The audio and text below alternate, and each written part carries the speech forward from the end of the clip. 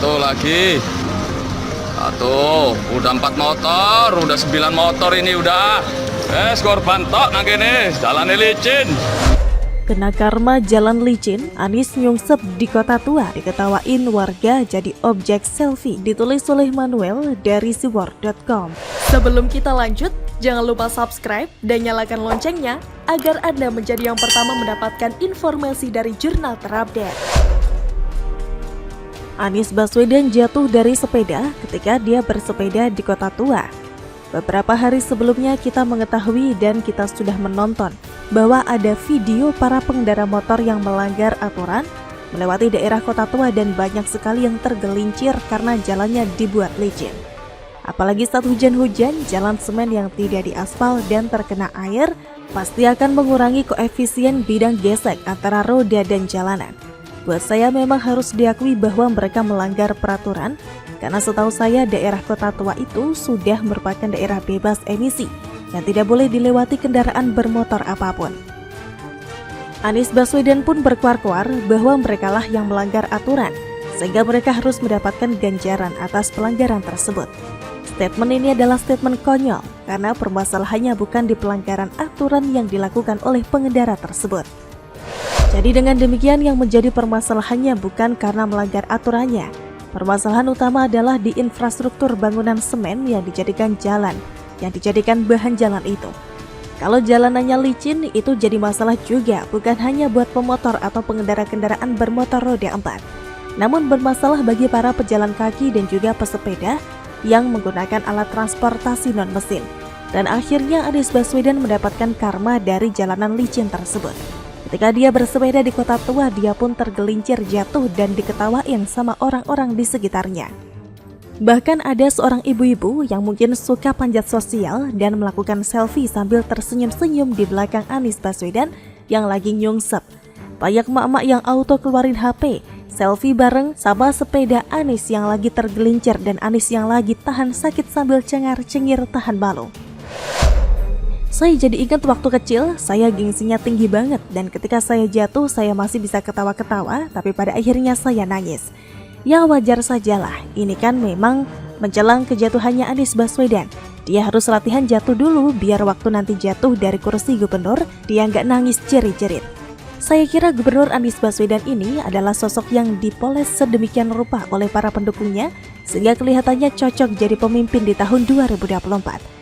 Tapi pada dasarnya, dia sendiri tidak pernah bisa masuk ke dalam kategori pemimpin karena tindakan dia saat tahun 2016 sampai 2017 kemarin. Jadi, dia harus jatuh bukan hanya di kursi gubernur, tapi jatuh di bangunan yang ia bikin sendiri. What goes around comes around. Itulah konsep kerja dari karma. Bagaimana menurut Anda?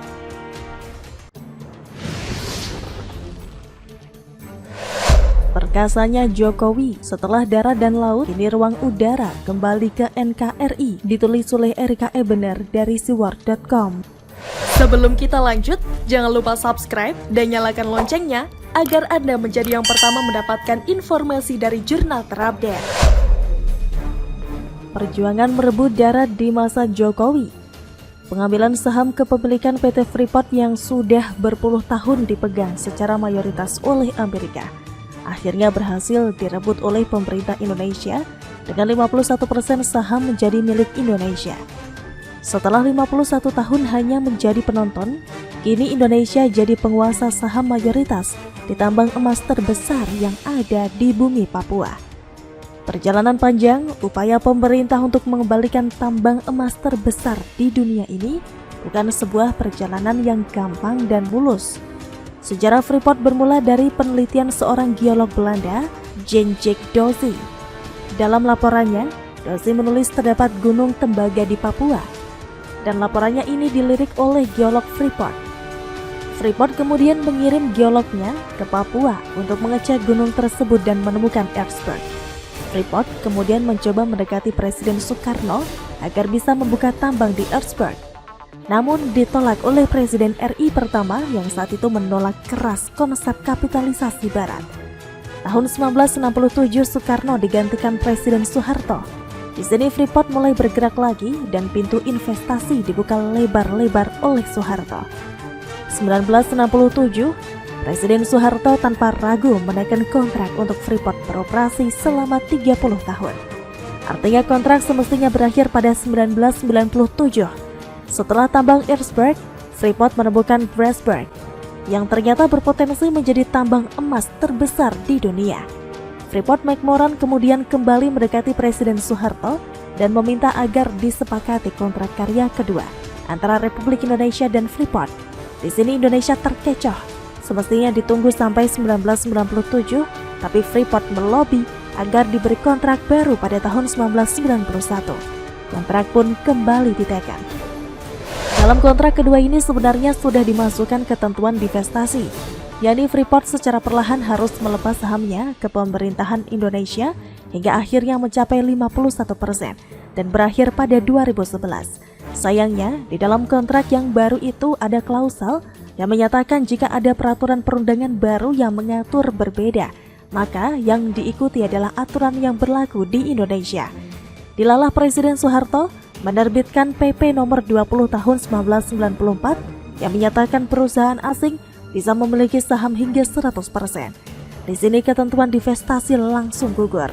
Atas PP nomor 20 tahun 1994 itu, SBY menerbitkan Undang-Undang Mineral dan Batu Bara nomor 4 tahun 2009 yang menekankan wajibnya divestasi dan perubahan rezim perusahaan tambang dari kontrak menjadi izin usaha pertambangan khusus.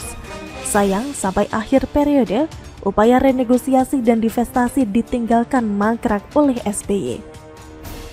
Masuk 2014, upaya divestasi kembali digalakan oleh Presiden Joko Widodo. Jokowi membentuk tim negosiasi untuk mengakuisisi 51% saham PT Freeport Indonesia dari Freeport-McMoRan. Akhirnya perjuangan separuh abad ini mulai berbuah. Tanggal 12 Juli 2018, setelah 3,5 tahun lamanya, NKRI berkuasa di Freeport. PT Inalum Persero mewakili Republik Indonesia menaikkan Head of Agreement dengan Freeport-McMoRan, perjanjian awal untuk menguasai kendali Freeport ke pangkuan Indonesia. Perjuangan merebut laut di masa Jokowi. Berpuluh tahun Cina mengklaim Laut Natuna dengan mendasarkan 9 Dash Line. 9 Dash Line atau 9 garis putus-putus yang Cina terapkan tidak punya landasan dalam hukum internasional manapun. Kata Presiden Jokowi sebagaimana dikutip dalam harian Jepang, Yomiuri Shimbun yang diterbitkan menjelang lawatan resminya di negeri Sakura, bulan Maret 2015. 9 garis putus-putus atau 9 Dash Line ialah kawasan yang diklaim Cina di peta Laut Cina Selatan. Kawasan itu mencakup sekitar 90% dari 3,5 juta kilometer persegi perairan tersebut. Hal tersebut praktis bersinggungan dengan klaim sejumlah negara, termasuk Vietnam, Filipina, dan beberapa negara ASEAN lainnya. SBY juga sebenarnya bersikap sama seperti Jokowi, yaitu menentang klaim Cina atas 9 Dash Line, tapi lagi-lagi mangkrak alias tidak ditindaklanjuti. Klaim Cina terhadap Laut Cina Selatan melalui 9 garis putus-putus atau 9 Dash Line ditentang pemerintahan Indonesia. Juni 2016, Jokowi melakukan kunjungan ke perairan Natuna yang dianggap sebagai sinyal agar Cina tidak bermain api kepada Indonesia. Sebagai sikap keseriusan Jokowi atas penentangan terhadap klaim pemerintah Cina atas Laut Natuna yang berada di Laut Cina Selatan, Jokowi memboyong beberapa menteri untuk melakukan rapat terbatas di atas kapal perang TNI di Laut Natuna. Kunjungan Presiden dengan sejumlah menteri ke Natuna dan melakukan rapat terbatas menunjukkan ketegasan pemerintah Indonesia terhadap klaim pemerintah Cina, kata Guru Besar Hukum Internasional UI Hikmahanto. Sejak itu, TNI melaporkan sudah tidak ada lagi nelayan Cina yang melakukan illegal fishing di zona ekonomi eksklusif atau ZEE Indonesia pasca kunjungan Presiden Joko Widodo ke Kabupaten Natuna. TNI mengatakan kunjungan Jokowi ke Natuna merupakan pesan ke Beijing. Perjuangan merebut ruang udara di masa Jokowi. Dan kemarin 9 September 2022, Jokowi menandatangani peraturan Presiden nomor 109 tahun 2022 tentang pengesahan persetujuan antara pemerintah Republik Indonesia dan pemerintah Republik Singapura tentang penyesuaian batas antara Flight Information Region Jakarta dan Flight Information Region Singapura. Kesepakatan ini merupakan langkah maju atas pengakuan internasional terhadap ruang udara Indonesia. Jokowi menjelaskan ruang udara di Kepulauan Riau dan Natuna sudah lama dikelola Singapura. Kini ruang udara itu berhasil dikembalikan pengelolaannya ke Indonesia. Peraturan Presiden Republik Indonesia ini telah diundangkan pada 5 September 2022. Ini menambah luasan Flight Information Region atau FIR Jakarta menjadi 249.575 km persegi, kata Presiden Jokowi. Dengan adanya kesepakatan pengelolaan FIR tersebut, selain menegaskan kedaulatan ruang udara Indonesia, Presiden juga menyampaikan sejumlah manfaat lainnya, antara lain meningkatkan jaminan keselamatan dan keamanan penerbangan dan meningkatkan pendapatan negara bukan pajak. Sekali lagi, permasalahan ruang udara ini berpuluh-puluh tahun tidak terselesaikan dan terus dikelola oleh negara lain. Upaya perebutan ruang udara Indonesia ini telah dimulai sejak sebelum pandemi COVID-19 dan pada bulan Desember 2021 lalu dinyatakan selesai. Kemudian hingga September 2022 adalah waktu untuk merumuskan peraturan dan lain-lain. Keberhasilan kepemimpinan Jokowi merebut ruang udara ini membuktikan bahwa Indonesia sekarang sudah betul-betul mampu mengurus dirinya sendiri.